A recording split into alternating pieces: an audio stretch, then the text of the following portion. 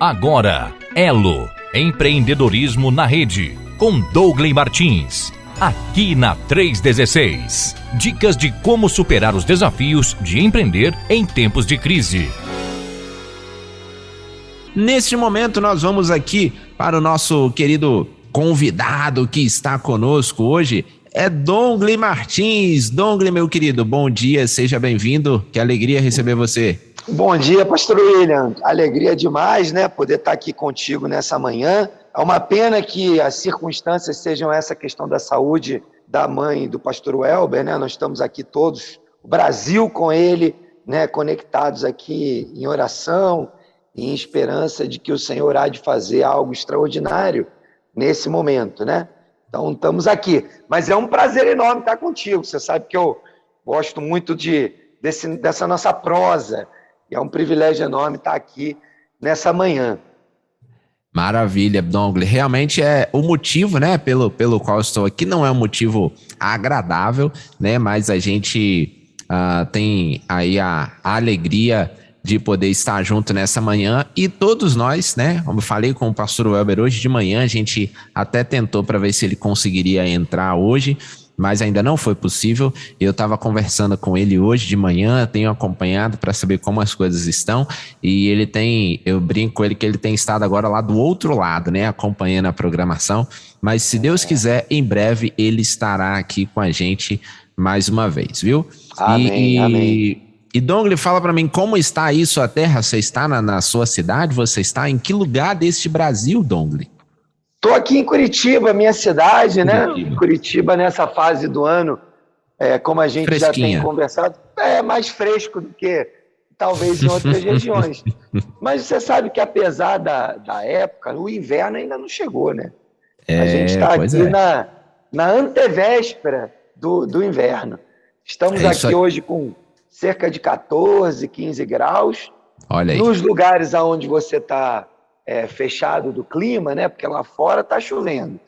Dentro de casa, a sensação térmica está bastante confortável, mas quem está na rua, né? Aqueles que levantaram cedo, hoje, por volta das 5 e pouca da manhã, eu levantei para orar, falando com Deus, uma série de coisas que eram oportunas para conversar com Deus hoje de manhã. Depois minha filha levantou para ir para a faculdade, eram umas 6 horas, fui lá dar um abraço nela e orar com ela e relembrar a ela, né, que dias como hoje, que a gente tem que levantar cedo, e tanta gente no nosso Brasil afora, né, levanta muito cedo para ir trabalhar, para ir cumprir os seus compromissos, né? É verdade. Em algumas regiões do Brasil e do mundo, assim como aqui em Curitiba, não é um momento daqueles que você possa dizer, levantei com aquela maior satisfação porque vou pegar uma chuva, mas a gente sabe que as misericórdias do Senhor se levantam e se renovam a cada manhã. Foi o que eu pude falar para minha filha, e é o meu desejo aí para cada brasileiro que levanta cedo, que dá o seu máximo, né? Eu estava ouvindo aqui os versículos, pastor William, da esgrima. Da esgrima bíblica. Isso. E eu separei um aqui para você também. Olha só que aí, voltado para o pessoal do mundo do trabalho, né? Então vamos lá. Lá no Salmo 37:7, ele diz o seguinte: descanse no Senhor e aguarde por ele com paciência, não se aborreça com o sucesso dos outros, nem com aqueles que maquinam o mal. Né? Um versículo bastante apropriado para o mundo do trabalho. Talvez a gente esteja passando aí por algum momento de tribulação, de lutas, de batalha, né? Mas o salmista já nos exorta, não se preocupe, não se aborreça, deixa que o Senhor está no controle da nossa vida, né? Então, fica aí minha contribuição para o horário do Movimento Elo, né? Com essa ótica aí do mundo do trabalho. É isso aí. Então, sem mais delongas, aproveitando esse gancho já que o Douglas falou aqui, vamos lá para a nossa abertura do empreendedorismo conectado de hoje. Começando agora, chama todo mundo. Agora, Elo, Empreendedorismo na Rede, com Douglas Martins. Aqui na 316. Dicas de como superar os desafios de empreender em tempos de crise.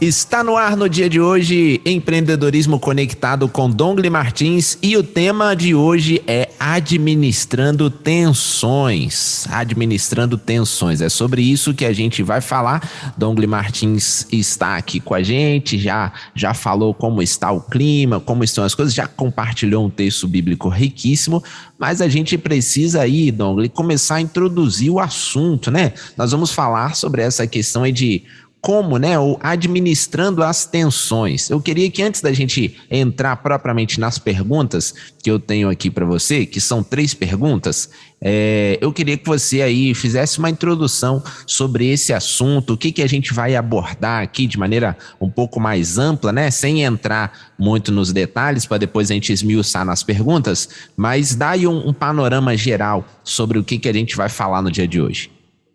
Bora lá, então. Como sempre, né, pastor Eli, a gente separa aqui um texto bíblico que vai suportar a nossa temática, né? Nós vamos tratar desse assunto que está bastante em dia, né, bastante atual. Temos crises espalhadas pelo mundo inteiro, tensões, inclusive uma guerra em andamento ali no leste europeu, entre Rússia e Ucrânia. E sabemos que esses momentos nos conduzem a necessidades de tomar decisões, de lidar com essas dificuldades que as tensões nos trazem.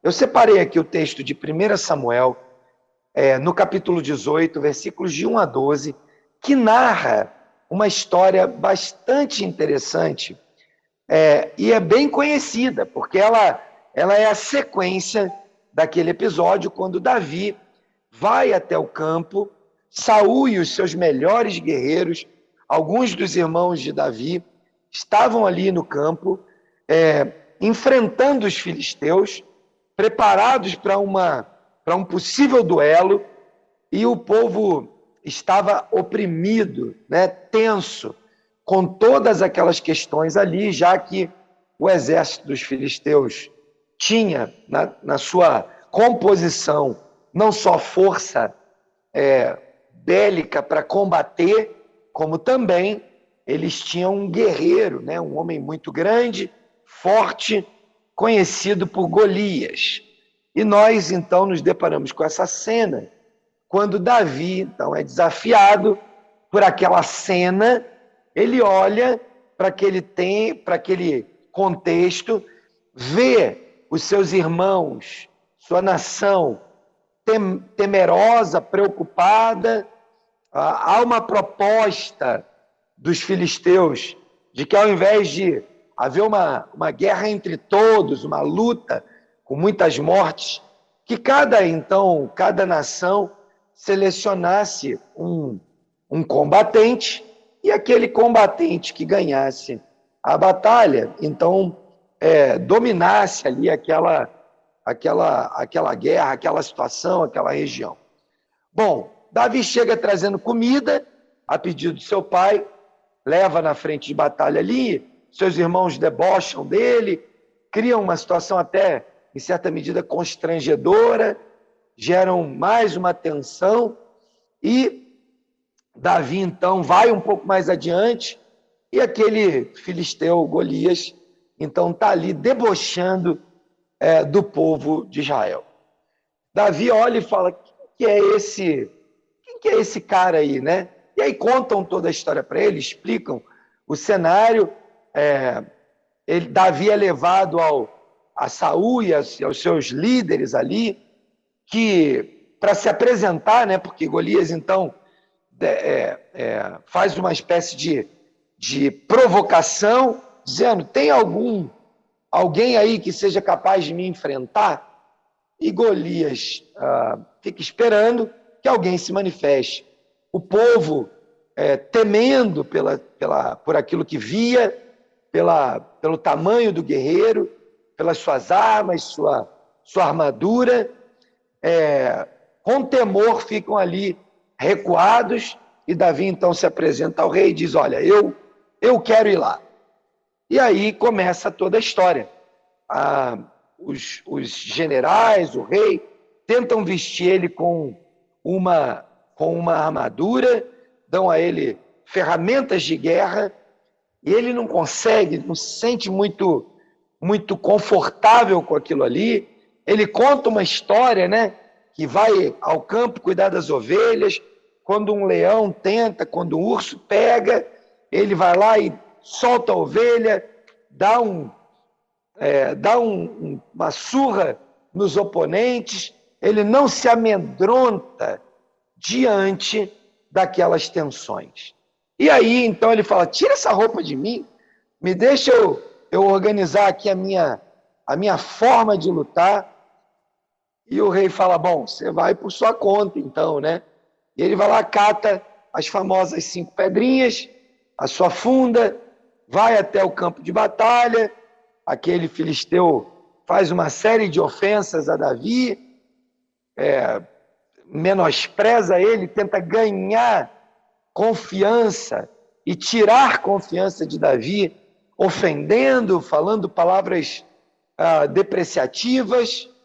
Isso me chamou a atenção porque isso me remete e até, de certa forma, conduz a cenas do dia a dia da nossa vida empresária, da nossa vida empreendedora, quando nós estamos diante de situações em que somos chamados a uma batalha, a um momento de crise, a um momento de tensão, ou aqueles momentos em que, como líderes, somos desafiados a tensionar um pouco mais a corda, chamar os nossos colaboradores e dar desafios e dar algumas missões que talvez sejam difíceis, e somos então, como líderes, como empreendedores, como empresários, somos desafiados a enfrentar momentos como esse.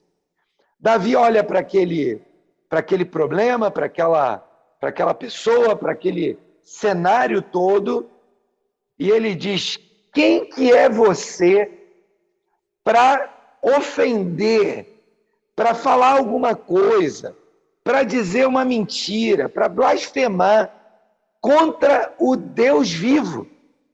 Davi responde a todas aquelas coisas com uma palavra de ousadia e uma palavra de segurança.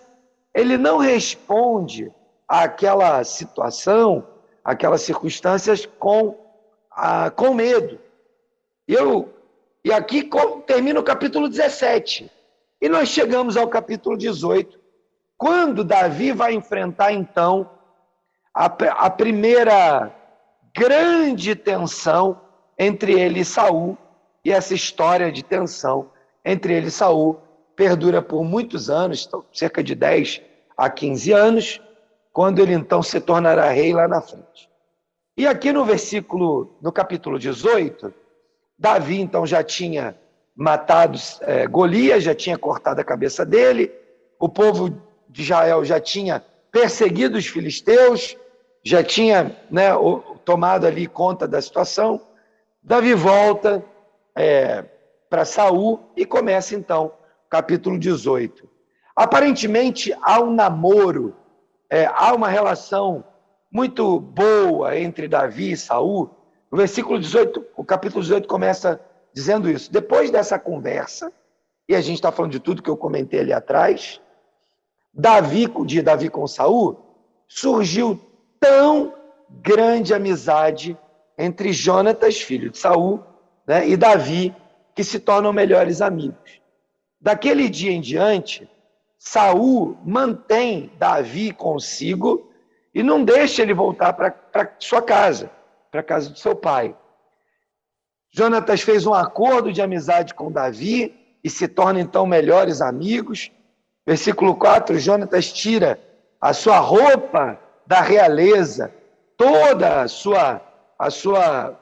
o seu paramento, aquela estrutura de túnica, espada, arco, cinturão, dá para Davi como forma de dizer: olha, isso aqui, a nossa amizade é tão grande que você agora se vestirá como eu, me visto. E aí começa uma relação. Versículo 5 em diante vai dizer: tudo que Saul ordenava fazer, Davi fazia com tanta habilidade que Saul lhe deu um posto elevado no exército. Isso agradou a todo o povo e os conselheiros de Saul. Davi começa a cair na graça do povo, do rei, e estava na graça de Deus. Quando os soldados voltavam para casa, depois de Davi ter matado o filisteu, então essa conversa acontece ali ainda no cenário do campo de batalha, e aí aqueles soldados voltam para a cidade. Quando eles voltam para a cidade, eles se encontram, né, ali com o rei, com danças, cânticos, as famílias estavam na rua. Israel é conhecido como um povo que festeja e celebra bastante. Só que o que acontece é que quando eles voltam, versículo 7, dançavam as mulheres e cantavam, dizendo: Saul matou milhares e Davi dezenas de milhares. Uma frase que vai comprometer toda aquela declaração de amor havida ali recentemente entre Davi e Saul, e vai comprometer os próximos anos de vida de Davi. Então, a frase Saul matou milhares e Davi dá dezenas de milhares gera uma ira em Saul, no rei, quase como que você talvez que trabalha numa empresa, você que está em algum órgão público, né, se relaciona com autoridades, provavelmente já viveu e já viu essa cena.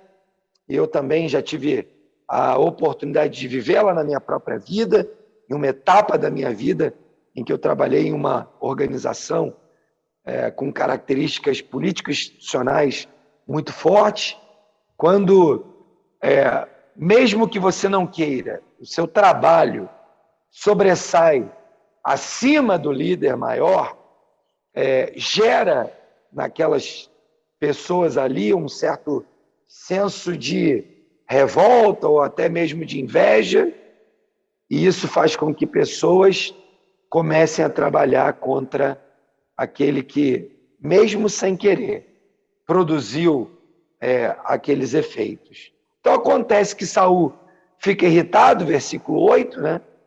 E com aquilo que as mulheres cantavam, e trabalha na sua mente e coração agora com um sentimento diferente. Aquele sentimento de alegria, de querer Davi próximo, agora começa a surgir um sentimento de inveja entre Saul, de Saul para com Davi. Versículo 10 diz: no dia seguinte, um espírito maligno, mandado por Deus, apoderou-se de Saul, e ele entrou em transe profético em sua casa, enquanto Davi tocava a harpa, como costumava fazer. Saul estava com uma lança na mão e atirou, dizendo: encravarei Davi na parede. Mas Davi desviou-se 2 vezes. Saul tinha medo de Davi, porque o Senhor o havia abandonado e agora estava com Davi. Se você conhece o texto, você vai se lembrar que pouco tempo antes, o profeta Samuel havia ido até a casa da família de Davi e havia ungido Davi para ser o próximo rei, em função de alguns comportamentos que Saul havia tido tempos antes. Davi, então, ele tem a autorização de Deus para que ele tenha essa nova atribuição, mas Davi não tem a autorização de Deus para ocupar o trono em função da presença de Saul ali. Davi, por diversas vezes, fugindo de Saul, trabalhando sobre esse clima de tensão que passou a existir a partir desse episódio, Davi, então, revela tantas e tantas vezes que, apesar do estabelecimento da sua unção de rei, ele não levantaria suas mãos e nem permitiria que alguém que andasse com ele o fizesse contra aquele que havia sido ungido pelo Senhor, quando o povo pediu um rei para Israel. Então, Davi sabia que, de alguma forma, Deus faria algo que mudaria aquela situação, em que Davi pudesse, então, ser nomeado, proclamado pelo povo o rei de Israel. De modo que essa situação, por conta de uma frase cantada por algumas pessoas, gerou naquele contexto um desconforto bastante grande. E esse episódio na vida de Davi e de Saul marcam o início de uma nova jornada na vida de Davi, em que ele se torna o querido do povo e o odiado do rei, e passará então a viver muitas e muitas tensões nos próximos cerca de 10 a 15 anos da sua vida, até que pudesse acontecer a morte de Saul e ele pudesse então se tornar o futuro rei, né? O que me chama a atenção no comportamento desse jovem, que se tornará no futuro, apesar da unção presente, o futuro rei, é que ele é guiado pelo Espírito Santo todas as vezes que ele é pressionado por uma nova tensão gerada por Saul e seu exército. Ele, movido pelo Espírito Santo, guiado pelo Espírito Santo, como a gente viu ali naquele texto, mas também como a gente vai poder ver no restante do texto de Samuel, ele desenvolve uma habilidade extraordinária de lidar com essas tensões na vida pessoal e naquilo que seria a sua vida profissional, como executivo do povo, como rei daquela nação. Saul começa com uma caçada pessoal a Davi, não para resolver aquela tensão inicial criada, né? Como se algo tivesse incomodado o coração, eu pudesse sentar, fazer uma conversa saudável, e dizer, olha, não me senti bem com isso, por que eles estão falando isso, né? E Davi então poderia dizer, olha, eu também não tenho nenhuma culpa, nenhum envolvimento com isso, o senhor sabe como é o povo, nós estávamos diante de uma pressão muito grande com esse filisteu ordinário aí que oprimia a nossa nação, talvez isso fez com que o povo se alegrasse, celebrasse. Vamos aqui repactuar, renovar os nossos acordos de amizade, de profundo respeito, de continuidade, para que a gente possa levar o reino com tranquilidade adiante. Porém, Saul preferiu não dar atenção a um coração baseado em uma direção do Espírito Santo. Ele prefere um mover humano, a sua própria iniciativa. E a gente vai ler o livro de Samuel inteiro e ver esse cenário acontecendo por diversas vezes na vida de Saul. Não havia um motivo concreto para aquelas tensões, já que Davi não tinha feito nada por aquilo, ao contrário, havia livrado o rei e o seu povo da opressão dos filisteus. Então não havia nada que pudesse gerar aquilo ali. Muitas canções como aquela que nós vimos ali, das mulheres, Saul matou milhares, mas Davi matou dezenas de milhares. Muitas canções como essas se levantam nas nossas empresas, nas nossas famílias, nos nossos concorrentes, nos nossos sócios, entre pessoas que deveriam estar unidas a favor dos nossos negócios, lidando com as tensões e trabalhando essas invejas que são tolas através de conversas com propósito, trabalhando a mudança de direção dessas tensões. Não aceite, meu irmão, que nos ouve, né, que Satanás domine o ambiente nos seus negócios, na sua casa e no seu relacionamento com o mercado, e com isso ele obtenha a atenção e com isso gere tensão entre você e seu time, entre o seu time e você, entre você e os seus amigos, que são eventualmente concorrentes, mas com quem a gente procura manter uma relação saudável. Não permita que isso aconteça. Ao contrário, trave conversas abertas, trabalhe a informação de forma verdadeira, para que a gente possa, então, lidar com as adversidades que as tensões causam. É isso Pastor aí, William, Dongle. Muito vamos em boa. frente. Isso aí, muito boa suas colocações, essa nossa reflexão inicial. Só para você que chegou agora, nosso tema de hoje é administrando tensões. O texto que o Dongle usou foi 1 Samuel, tá bom? Ele usou ali alguns textos anteriores, mas o foco principal foi em 1 Samuel, capítulo 18, do verso 1 ao verso 12, ok? Então esse foi o texto que ele leu aqui durante esse tempo. Você que está nos ouvindo, se você quiser mandar alguma pergunta sobre esse assunto, tá bom? Administrando tensões, você pode mandar aqui para o nosso WhatsApp, que o Dongle vai responder todas as suas perguntas, porque o Dongle é o cara, ele consegue responder todas as coisas.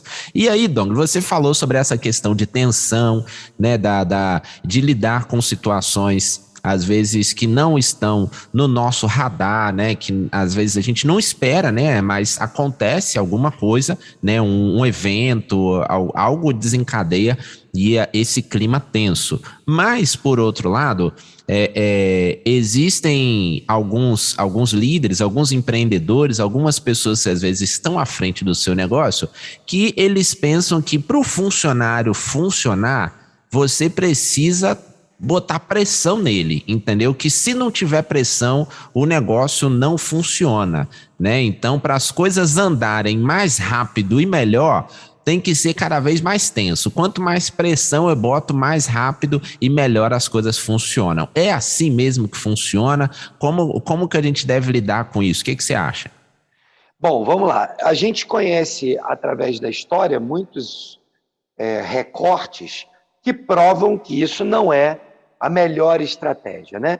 Se a gente volta lá no período antes da indústria, naqueles feitores que, com chicote, né, faziam que as pessoas produzissem nas suas terras, nas lavouras, a gente vai ver que a história mostra que o desenvolvimento tecnológico, o pensamento produtivo, a evolução, né, na transformação do processo manual em um processo automatizado, fez com que a produtividade crescesse absurdamente.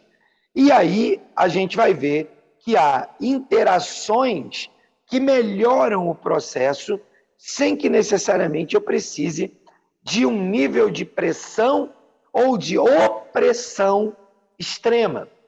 Eu posso avançar um pouco mais e ir para a era do carvão, quando nós vemos ali aquelas fábricas, né, com pessoas oprimidas, navios com escravos, e a gente também vê o quanto o mundo não evoluiu nessas fases. Agora, à medida que a gente vai andando no tempo, e a gente observa que empresas que desenvolveram modelos de gestão que estão atribuindo aos colaboradores, aos seus times, preparo, treinamento, orientação, diálogo, têm conseguido obter resultados melhores e desenvolvimentos mais ágeis, mais rápidos. Inclusive, o mercado desenvolveu metodologias para desenvolver esses avanços, como os métodos ágeis, que a gente vê hoje em muitas empresas sendo aplicado, a partir de conceitos baseados em modelos um pouco mais antigos, mas que ainda são super atuais, como equipes de alta performance, grupos de pessoas que trabalham juntas de diversos departamentos, com diversas competências, com direcionadores profissionais diferentes, mas que, quando juntas, produzem resultados excelentes. De modo que existe uma diferença entre oprimir as pessoas, entre ser desleal, deseducado, deselegante com as pessoas e existir um ambiente de pressão. O paralelo que eu faço sobre o ambiente de pressão é a criação do diamante, né? Nós sabemos que o diamante, na sua origem, é uma pedra dentro de um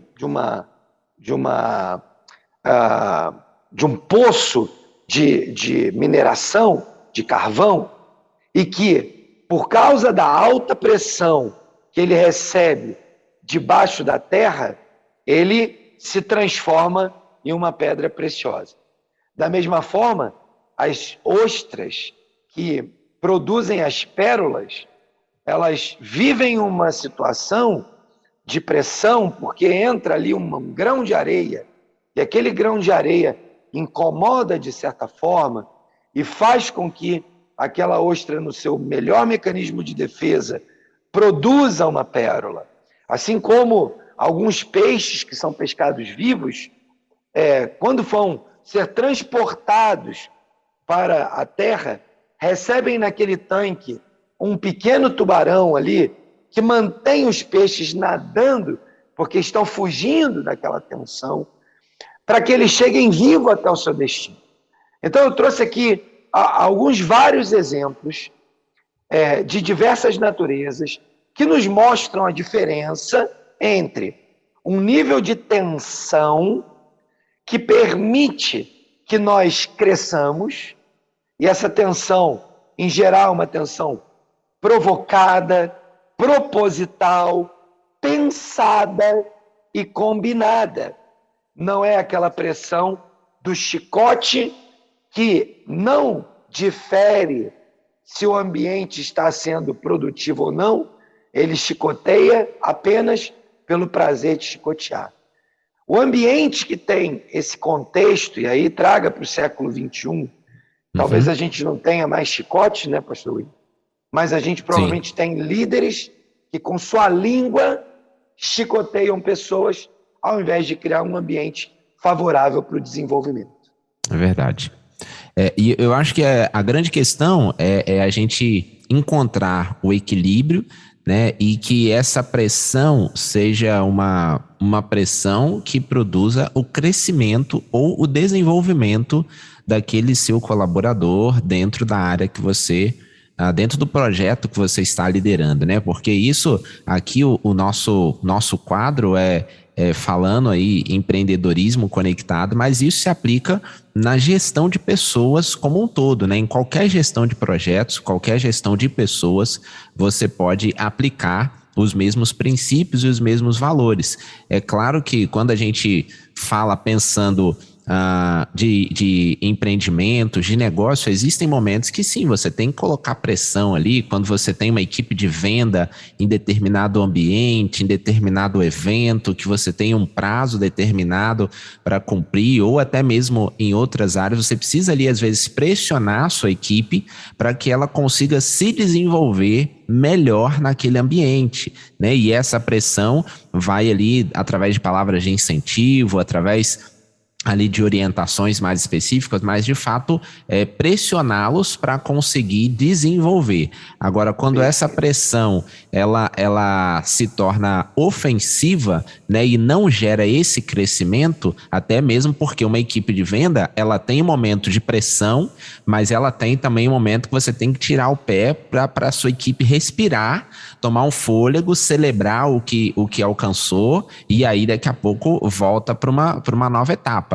Né? Então, acho que esse é o ponto, é muito importante, não é isso, Donga? É isso mesmo. Eu vou dar um exemplo prático. No domingo retrasado, eu recebi aqui na minha casa um casal de empresários do setor de educação física, de academias. E aí, estávamos tomando um café, batendo um papo aqui, e eles estavam me contando sobre algumas questões lá do seu dia a dia.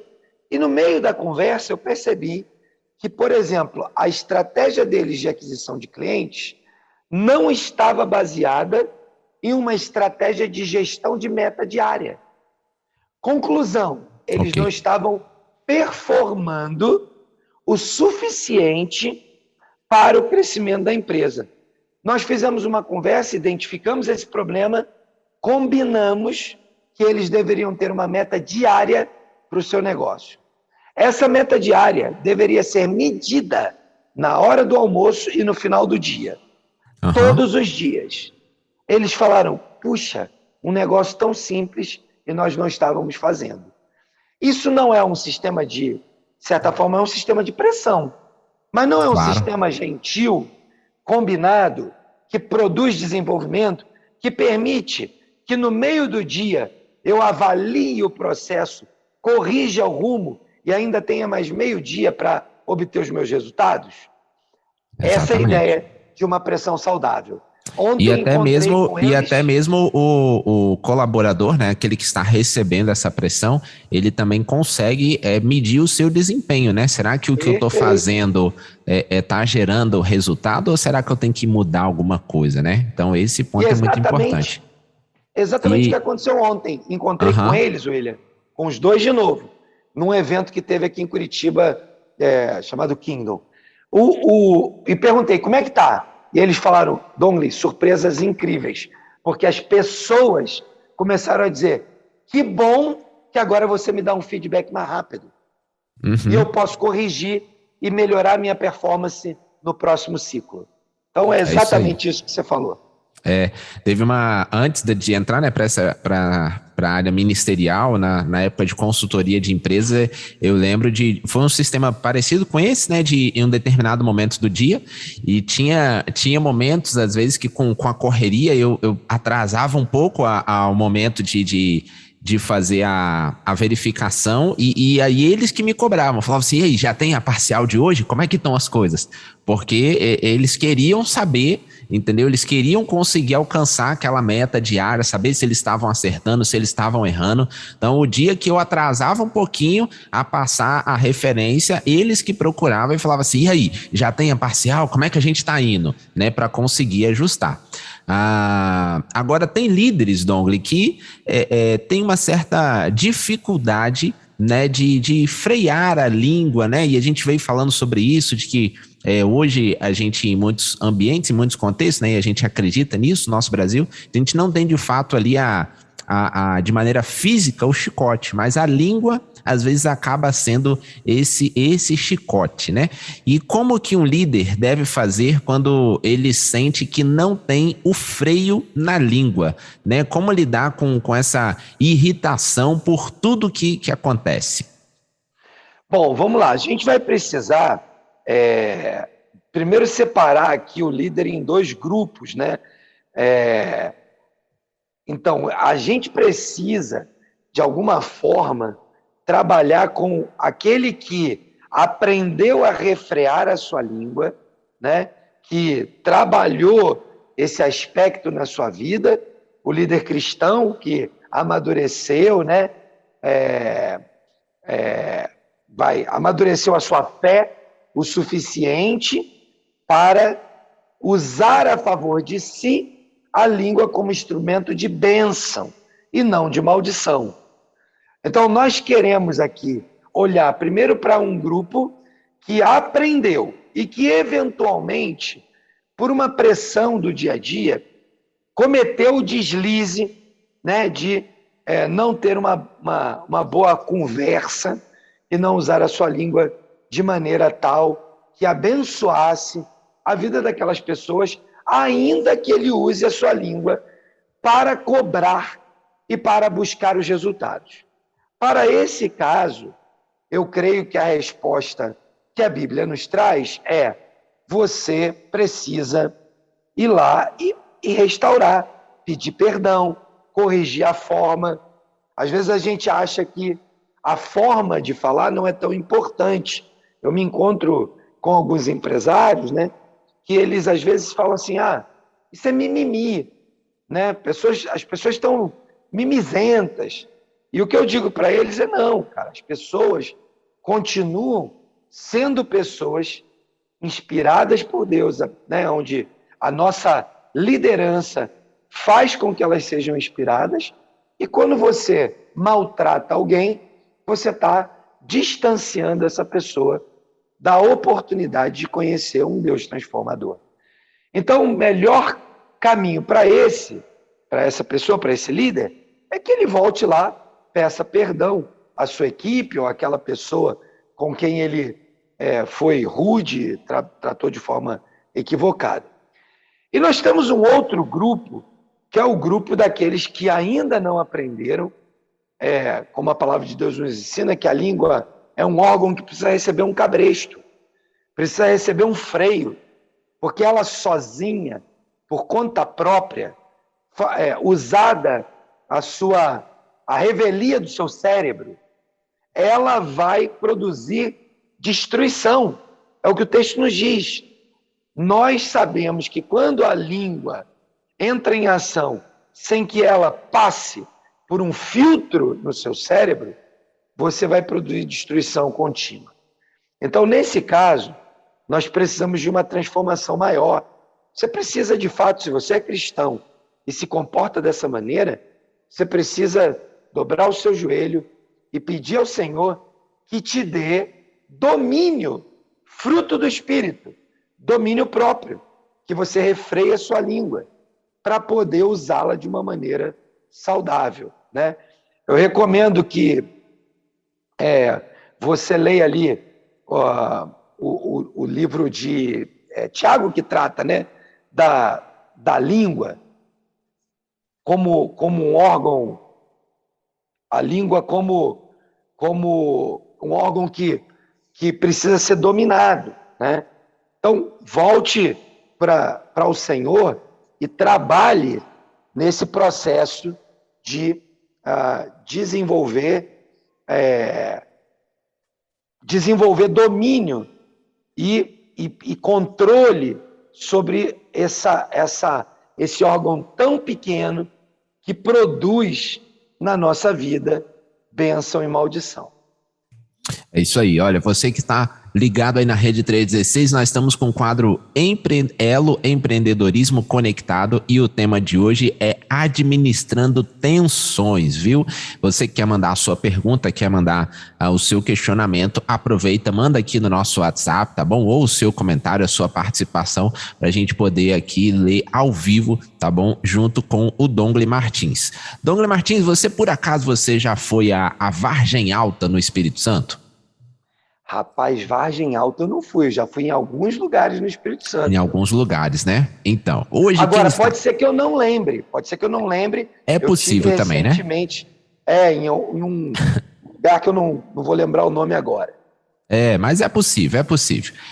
Eu estava lendo aqui, a gente está recebendo a mensagem aqui do Toniel. Toniel, ele é lá de Vargem Alta, e ele estava compartilhando aqui com a gente exatamente sobre essa questão aí da pressão e tudo, né? E ele está lá ligado com a gente em Vargem Alta, no Espírito Santo. E ele estava falando aqui, deixa eu voltar na mensagem dele, que ele dizendo que ele já trabalhou, né, na área de vendas, na área de atacadistas de alimentos, e ele tinha lá a rota com aquele determinado número de clientes e sempre tinha, né, uma pressão para ele atingir os resultados, os melhores resultados. E se ele batia ali o recorde, né, naquele mês de venda, o que acontecia era que no mês seguinte ele tinha aquela meta ali estendida, né, e ela ali aumentava ainda mais, e isso acabava trazendo para toda a equipe ali um sentimento de cansaço, de peso, porque era sempre uns passos bem longos e era difícil alcançar as metas ali todos os anos. Então, ele falou que isso acabava trazendo ali uma desmotivação dentro da equipe, e ele acabou saindo, né, assim como outros colaboradores, e hoje ele tem o seu próprio negócio, né, ele tem uma mercearia, pelo que ele falou aqui, e falou: tenho pressão por todos os lados, porém o resultado do meu trabalho vem de acordo com o meu esforço, e uma coisa que na área de vendas ela não vinha. Essa política de algumas empresas às vezes acaba esgotando os colaboradores. Então, foi o comentário dele aqui, participando com a gente lá de Vargem Alta, no Espírito Santo, Dongley. Pastor William, deixa eu aproveitar essa fala dele, que eu acho que tem duas coisas muito legais que a gente pode conectar aqui. A primeira é o seguinte, né? Ao longo dos anos, os líderes, particularmente na área comercial, que é onde esse tema da meta é muito mais intensamente explorado, apesar de hoje a gente ter né, o conceito de meta difundido em todas as áreas das empresas, ao longo dos anos esse conceito ele foi aprimorando. O nome dele é Toniel, é isso? Isso mesmo. Ok, Toniel, você já deve ter ouvido falar, se não, procura aí depois no seu computador, chama Meta Smart, S-M-A-R-T. É uma palavra em inglês, mas que traduzida para o português, nos dá a seguinte orientação. O que é, então, uma meta SMART? Uma meta SMART é uma meta que começa pelo acrônimo, né? Um acrônimo, onde o S em inglês significa específico. Ou seja, eu preciso botar uma meta específica. Não dá para dizer genericamente, eu quero que você venda mais produtos. Produtos não é específico. Então, se você tem uma mercearia, coloque uma meta. Eu quero vender mais arroz. Eu quero vender mais feijão ou esse grupo de produtos. O segundo ponto, que é o M, de mensurável. Então, eu quero vender mais arroz. Quanto mais arroz? Eu quero vender mais 10 quilos de arroz. Então, você agora pode medir, porque no final do dia, no final do mês, você vai dizer, vendi 12 quilos de arroz.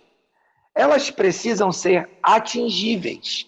E talvez seja aí o comentário do Toniel. Muitas empresas acreditavam que o jeito de botar uma meta era colocando um número muito alto. Assim, ninguém nunca atingiria e provavelmente não ganharia suas comissões. Ficaria com um sentimento de insucesso e no mês que vem ela trabalharia mais duro. Só que o comportamento humano é exatamente o contrário. Existe uma teoria de que quanto mais vezes nós ganhamos, mais nós nos animamos.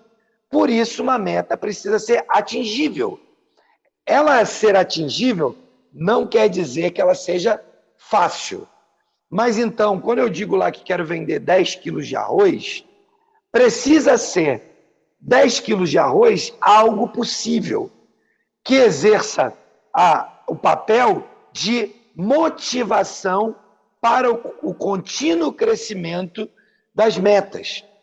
Por outro lado, ela precisa ser relevante. O que é uma meta relevante? Se vender 10 quilos de arroz a mais na minha mercearia, significa 15 dias de trabalho, e os outros 15 dias eu não faço mais nada, ela não é uma meta relevante.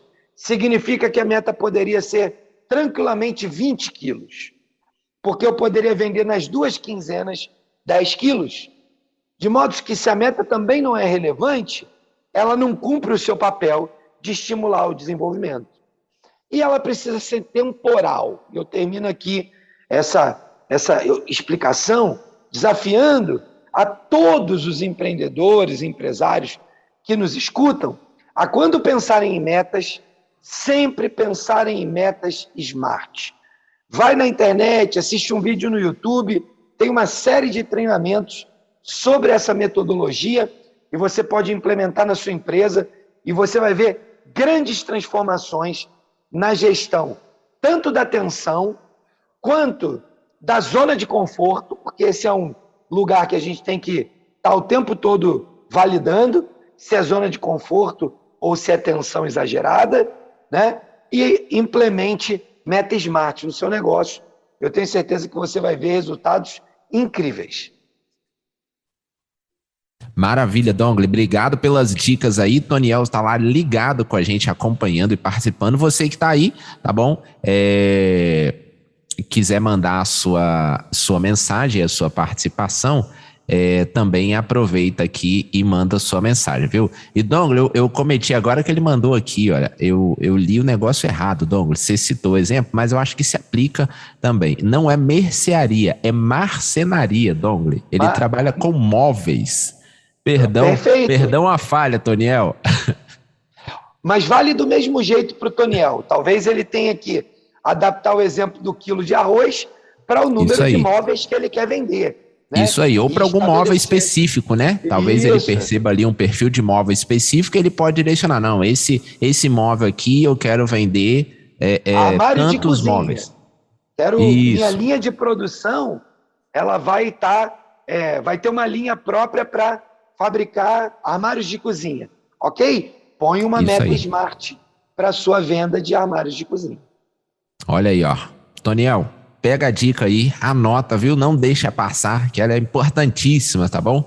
E aí, ô Dongle, caminhando para o fim, tá bom? Nessa mesma linha, o que a gente deve fazer, né? Se um colaborador sente meio que tá meio desequilibrado ali na área emocional, né? Aquele funcionário não é necessariamente o brigão, mas deixa todos ao seu redor nervoso, né? Aquele colaborador que ele, às vezes, as pessoas não gostam muito de estar perto dele ali, né? E a gente percebe que ele tá meio ali, meio confuso. Às vezes não é nem com a questão do trabalho, né? Às vezes são outras coisas externas, mas que acabam refletindo dentro do ambiente de trabalho. Como lidar com uma situação como essa aí, e talvez tendo a perspectiva dos dois lados, né? Se você é um colaborador que tem tido esse papel, né? E se você é ali o empreendedor, né?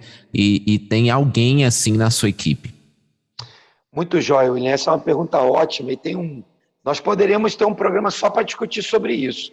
Eu vou É tentar ser verdade. pragmático aqui e tentar trazer uma perspectiva comportamental da questão da tensão. O que acontece é o seguinte, né? Tensão existe porque pessoas existem. Os nossos negócios dependem de pessoas e a gente, então, precisa entender. Quando essa tensão ela é temporal e ela pode estar associada a algum fator externo que está acontecendo na nossa vida naquele momento, eu preciso de um líder atento que observe esse comportamento e me chame para entender o que eu estou vivendo naquele momento. Seja um líder de setor, seja um líder de RH, seja um líder dono da empresa. Imagine uma situação em que um colaborador tem agora na sua família alguém com um problema de saúde grave, que se descobriu agora, nessa semana. A chance desse colaborador viver um momento em que ele está desnorteado, paciência reduzida, né? O humor um pouco fora de controle, é muito grande.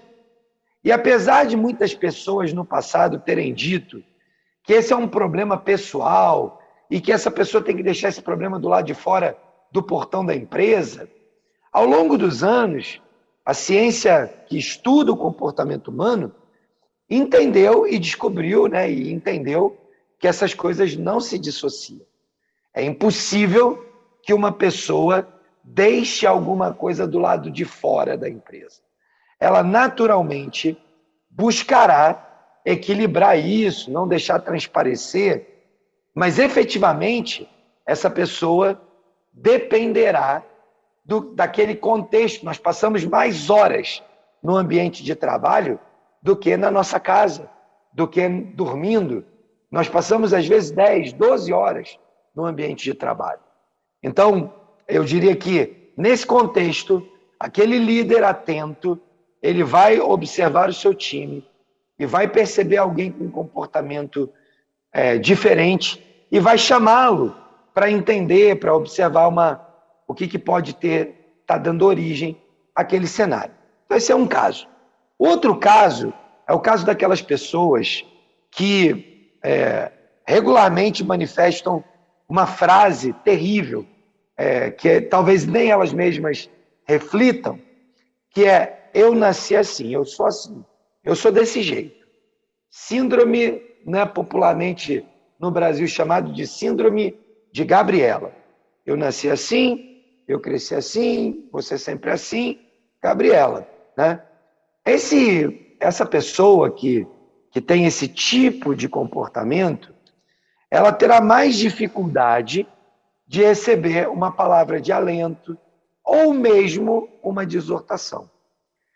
Então, nós precisamos observar essa pessoa e, quem sabe, essa pessoa precisará de cuidados diferentes. Talvez cuidados terapêuticos, talvez cuidados de aconselhamento, de mentoria, talvez um coach, a depender da posição que ela ocupa dentro da organização. Mas o fato é que essa pessoa precisa de um tratamento diferente daquela primeira. Aquela primeira é uma questão circunstancial, que se eu monitorar, caminhar por perto, entender o cenário e atuar com ela, em uma semana, 2 semanas, alguns dias, aquilo vai se reverter. Aquela outra que tem aquele comportamento como estilo de vida, precisa passar por um processo de correção, correção de rumo, correção de vida, realinhamento, reposicionamento, e isso dependerá de decisões que aquela pessoa quer tomar. Nós, como cristãos e como líderes cristãos que somos, conduzindo os nossos negócios com princípios e valores da palavra, temos o dever de ajudar essas pessoas a encontrarem solução para as suas fontes de angústia, para as suas fontes de dor, para as suas fontes de problema que a tornaram daquele jeito. Então, talvez, se a sua empresa é uma empresa média, uma empresa maior, talvez você vá ter lá um capelão empresarial, cristão, que se comprometa em acompanhar essas pessoas. Não sei quantas pessoas aí ao longo do Brasil, né, ao redor do mundo, já ouviram falar desses serviços de capelania empresarial. São serviços incríveis que podem ajudar empresas, né, pequenas, médias e grandes a tratarem pessoas com determinada característica. Mas, naturalmente, essa pessoa que, né, sofre de síndrome de Gabriela vai precisar passar por uma experiência pessoal de transformação. E nós sabemos que Cristo pode fazer algo extraordinário, que é mudar aquela personalidade, aquele coração, mudar aquele comportamento e dar àquela pessoa uma nova perspectiva de vida. O fruto do Espírito vai brotar naquela vida e ela vai ter domínio próprio, temperança, vai ter mansidão, porque o Espírito Santo que habita em nós transforma a nossa vida. E eu termino aqui, William, para concluir, dizendo que há um terceiro grupo aí, finalizando, que é aquele que é o vai com as outras. Né? Aquele que vê um barulho e se soma a ele, nem sabe por quê. E nós precisamos exortar essas pessoas a serem mais prudentes nas suas análises, na avaliação das circunstâncias, para que não entrem naquela pilha, né, naquela tensão desnecessariamente. Mas eu creio que tudo está ligado ao coração daquela pessoa, pode ser circunstancial, pode ser comportamental, ou pode ser simplesmente por uma influência negativa que aquela pessoa recebeu. Como eu disse, esse assunto é longo, mas a hora não nos permite.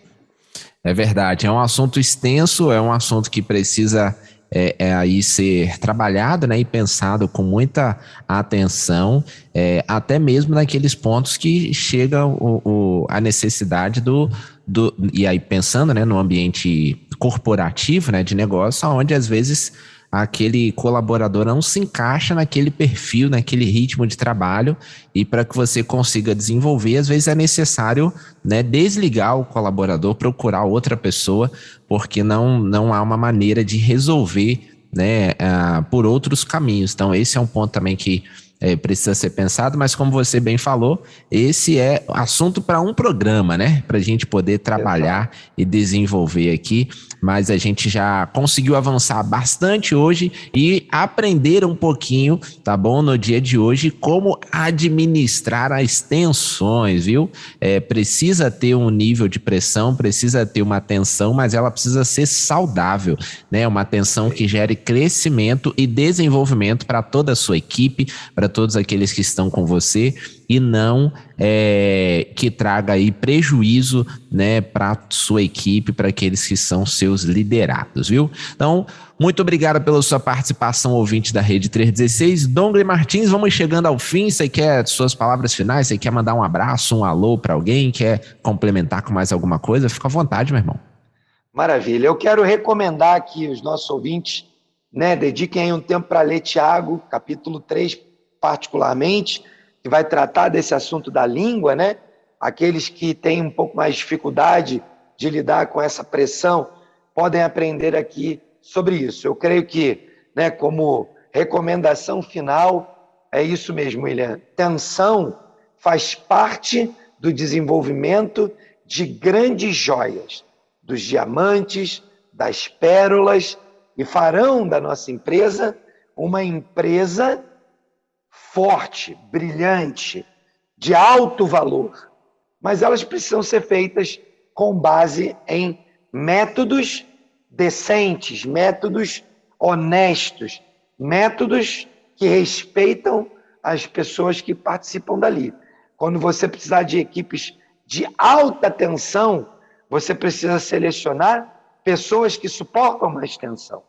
Quando você precisar de equipes que vão ser levadas a esse nível extremo, e aqui sempre com boas palavras, com muita generosidade, mas em alta tensão, procure buscar pessoas que têm aptidão para esse cenário. E aí eu tenho certeza que mesmo em alta tensão, o grupo vai absorver e lidar com isso de forma muito mais natural. É isso aí, meu amigo William. Semana abençoada aí para todo mundo.